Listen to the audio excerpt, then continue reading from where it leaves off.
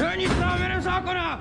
Ukažte ruce, dělej! Skupina operativního nasazení neboli SON vznikla v roce 2001 jako zvláštní útvar celní správy, která je podřízená Ministerstvu financí. Vyslání jednotky schvaluje ředitel odboru podpory, pátrání a dohledu, přičemž velitel konkrétní skupiny odpovídá za provedení zásahu.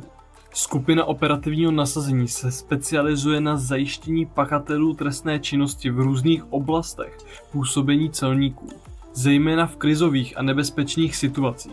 Jednotka je složena z fyzicky a psychologicky zdatných specialistů, kteří procházejí náročným výcvikem a testů.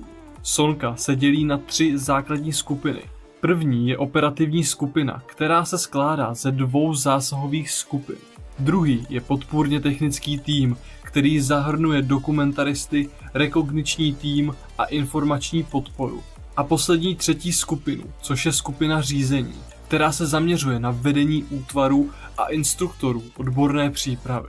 Mezi základní úkoly skupiny operativního nasazení patří zajištění nebezpečných osob a podezřelých, vstupy do objektů pro další celní operace, eskorty nebezpečných pachatelů, ochrana celníků při operativních akcích nebo například činnost v rámci krizového řízení integrovaného záchranného systému.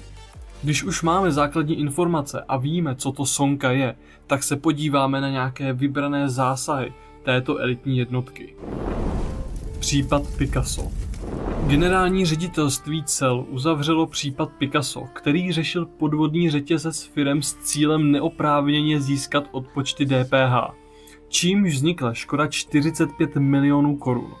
Během zásahu v Praze byly provedeny domovní prohlídky a zajištění finance i nemovitosti v hodnotě přesahující způsobenou škodu. Podezřelá osoba nyní čelí obvinění a hrozí jí až 10 let vězení. Případ Anetka. Celníci odhalili skupinu, která podvodně krátila DPH při prodeji autodílů a autokosmetiky a způsobila škodu 70 milionů korun. Na případu pracovalo 8 fyzických a 5 právnických osob, které pomocí fiktivních faktur a řetězce firem obcházely daňové povinnosti. Při zásahu bylo zajištěno 45 milionů korun v luxusní hodinky a vozy BMW a Ferrari. Případ rozsáhlých daňových podvodů na jihu Čech. Jihočeští kriminalisté a celníci odhalili skupinu podvodníků, kteří formou spolupachatelství způsobili státu škodu ve výši 108 milionů korun. V rámci zásahu zadrželi 9 osob, 7 z nich bylo obviněno a 5 skončilo ve vazbě. Případ zahrnoval více než 180 firem řízených tzv. Bílými koňmi, 100 telefonů a fiktivními doklady s cílem krátit daňovou povinnost. Během akce proběhlo 12 domovních a 17 nebytových prohlídek, při níž kriminalisté zajistili hotovost přes 20 milionů korun, luxusní auta, jako jsou Porsche a Mercedesy, šperky, nemovitosti a nelegální zbraň.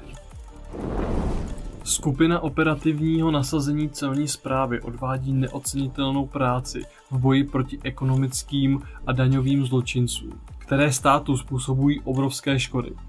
Jak jsme viděli na zmíněných případech, členové této jednotky jsou nasazováni v nejrůznějších situacích a rizikových operacích. Díky jejich specializovaným dovednostem a odhodlání se daří s pomocí ostatních složek odhalovat organizované podvody a zajistit, aby pachatelé čelili spravedlnosti. Díky, že jsi video sledoval až do konce. Nezapomeň na like a odběr a do komentářů mi dej vědět, co si o této jednotce myslíš. To bude vše a já se těším u dalšího videa. Zdar! Zvedni ruce! Zvedni ruce! Tam ano.